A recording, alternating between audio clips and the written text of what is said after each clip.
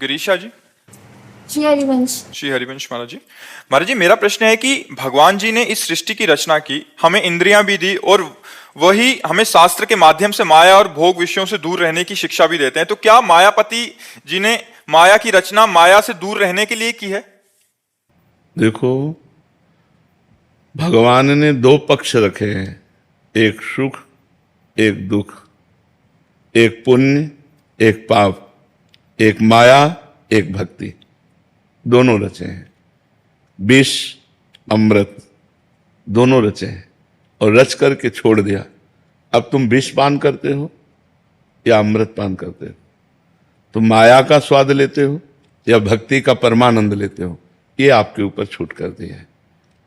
जीव को स्वतंत्र कर दिया है, तुम जो चाहो कर सकते हो, चाहे अपने कर्म बिगाड़कर दुर्गति, चाहे कर्म बनाकर सदगति, दोनों पक्ष भगवान ने रचे। अगर केवल माया ही रचा होता तो फिर प्रश्न था, फिर दूरी क्यों बनाए? क्योंकि दूसरा पक्ष है नहीं, तो दूसरा पक्ष भक्ति है जो परमानंद प्रदान करने वाली है। अच्छा, माया कोई त्यागने वाली वस्तु नहीं है। माया के कुप्रभाव से, माया में दो भी भाव है, एक अच्छा प्रभाव है और एक बुरा प्रभाव है। जैसे माया से रचित ये शरीर है, अब इस शरीर से हम सत्कर्म कर सकते हैं तो माया का अच्छा प्रभाव हुआ कि नहीं? हमारी वाणी है, माया ही तो है। इससे हम मृदु बोलें, सत्य बोलें, हितकर बोलें तो माया का सदुपयोग हुआ कि नहीं हुआ? अब हमारे पास सुंदर भोजन है, उस भोजन को भगवान को भोग लगाया, किसी भूखे को पवा दिया, हमने भी अपनी भूख मिटा दी, तो सदुपयोग है कि नहीं? अब हम भूख मिटाने के लिए दूसरे जीवों की हत्या करें, अब माया का दुरुपयोग हो रहा है, अब तुम्हारी दुर्गति होगी। हमारे पास इतने सुंदर सुंदर पेय पदार्थ हैं, सुगंधित, पौष्टिक, बुद्धिवर्धक, जरूरी मदिरा पियो?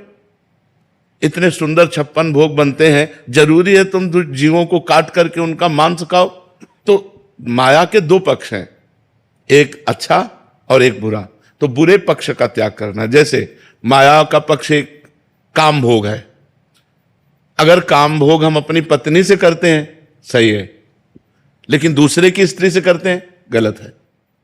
अगर काम भोग ना हो तो संतान की उत्पत्ति ना हो, सृष्टि ना बढ़े।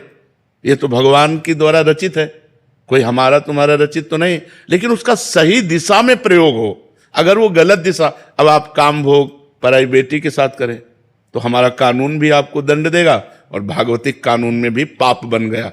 और अगर अपनी पत्नी से करते तो धर्मयुक्त है। तो अगर हम विवेक और अध्यात्म शास्त्रों का स्वाध्याय करके ठीक से चलें तो माया कुछ ऐसा है नहीं जो बांधने वाली हो। माया तब बांधने वाली है जब हम माया का गलत प्रयोग करते हैं। तब बोले अरे भगवान की माया बड़ी विचित्र है, देखो उसकी दुर्गति हो गई। दुर्गति माया ने नहीं की, हमने गलत माया का प्रयोग किया। माया का मतलब ये रचना जितनी देख रहे हो, अब इस रचना में सही ढंग से चलो, आप गलत क्यों चलते हो? तुम्हारी बहन को कोई गलत दृष्टि से देखे तुम्हें बुरा लगेगा, तो तुम दूसरे की बहन को गलत दृष्टि से क्यों देखो? आत्मना प्रतिकूलानी परेशान न समाचरित। तो माया हमें ये बताओ कि बंधन कारक क्या है? ये माया, कपड़ा माया, माइक माया, ये दीवाल माया, ये सब सहयोग कर रही कि नहीं भक्ति के लिए? आप हमें विचार करके बताओ। अब इसी वाणी से हम गाली देने लगे, इसी शरीर से गंदे आचरण का, अब माया का दुरुपयोग हो गया। तो जब हम दुरुपयोग करते हैं माया का, जैसे पैसा है, पैसा से किसी गरीब की सेवा कर देना, भूखे को भोजन, वस्त्र नहीं तो वस्त्र दे देना, किसी बीमार की औषधि करा देना, 10-5 हजार लगा दीजिए। वही 10-5 हजार होटल में शराब और गंदे आचरण में लगा दिए, वो दुरुपयोग हो गया, ये सदुपयोग हो गया। माया का दुरुपयोग निषेध है, सदुपयोग करना चाहिए। आप हमें बताओ माया कहां बंधनकारक है? कब आपको आकर के माया ने पकड़ा? हमें बताओ ना, कहां क्या माया है? आपके विचार गलत, माया हावी। माया माने भगवान के द्वारा रचित भ्रम। आपके विचार सही, माया मां है, हमारा पोषण कर रही, खान पान, शरीर पोषण, अच्छे कर्म, सुख, आनंद। तो माया निषेध कहां है? निषेध है जब हम गलत करते हैं, तो हमें गलत का त्याग करना है। देखो लोगों की क्या है, इस समय जो बुद्धि है ना, वो केवल भौतिक जगत को देख रहे, अध्यात्म की भावना में नहीं है। कोई बिरला ही अध्यात्म में चल पाता है। अब देखो भारत में कितने हैं? 1 अरब 30-40 करोड़ तो होंगे, 40 करोड़ तो होंगे। अब उनमें से कितने ऐसे लोग हैं जो अध्यात्म में चलते हैं? चलने वालों में कितने ऐसे हैं जो सही चल पाते हैं? सही चलने वालों में कितने ऐसे हैं जो पहुंच पाते हैं? ये बड़ा कठिन भगवान का माया का चरित्र रचा हुआ है। हम इसी में राजी हैं।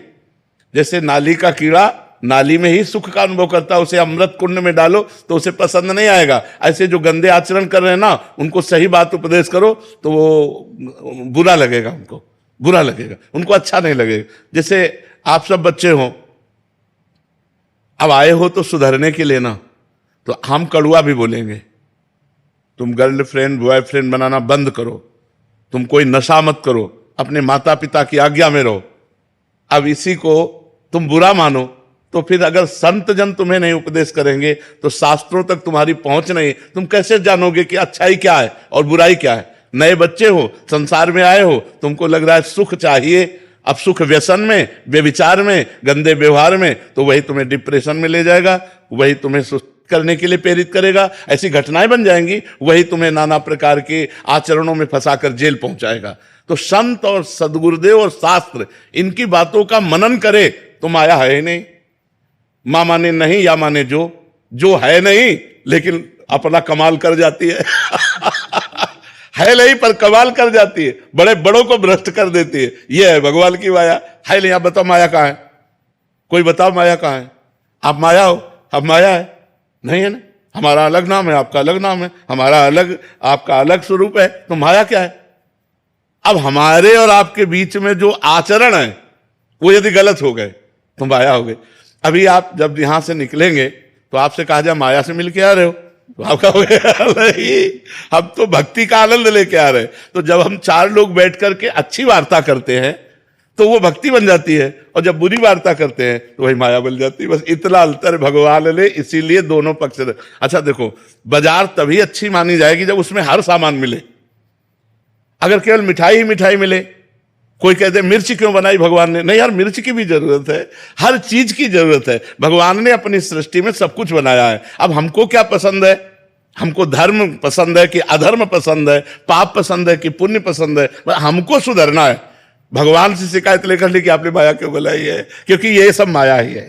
ये जो आप देख रहे हो, आपका रूप भगवान न बनाते, आपके हाथ न बनाते, आपके नाक न बनाते, आपके आंख न बनाते, तो बड़ा निषेधात्मक है। अब जिनके आंख नहीं, सोचो आप 1 मिनट आंख बंद करके देखो, अब आपको जीवन भर ऐसे रहना पड़े तो कैसा लगेगा? एक घबराहट पैदा हो जाती है, नहीं हो जाती है? अब अच्छी अच्छी बातें, भगवत चर्चा हो रही, अब हमारे कान में सुनाई नहीं दे रहा। कितनी बड़ी पूरा जिंदगी, तो भगवान ने हम पर कृपा की, कर्मों के अनुसार ही मिलता है। हमें कृपा की भगवान ने कि इस जन्म में मानव देह स्वस्थ तुम्हें दे रहे हैं, जाओ अच्छे कर्म करो, परोपकार करो और भजन करके मेरे को प्राप्त हो जाओ। अच्छे बनने के लिए हमें चांस मिला है, क्योंकि हम सुअर बन के अच्छे नहीं बन सकते, हम कुत्ता बन के अच्छे नहीं बन सकते, क्योंकि उसमें इतना विवेक नहीं। हम मनुष्य बनकर अच्छे बन सकते हैं। तो भगवान ने कृपा की है माया रच के, ना कि गलती की है।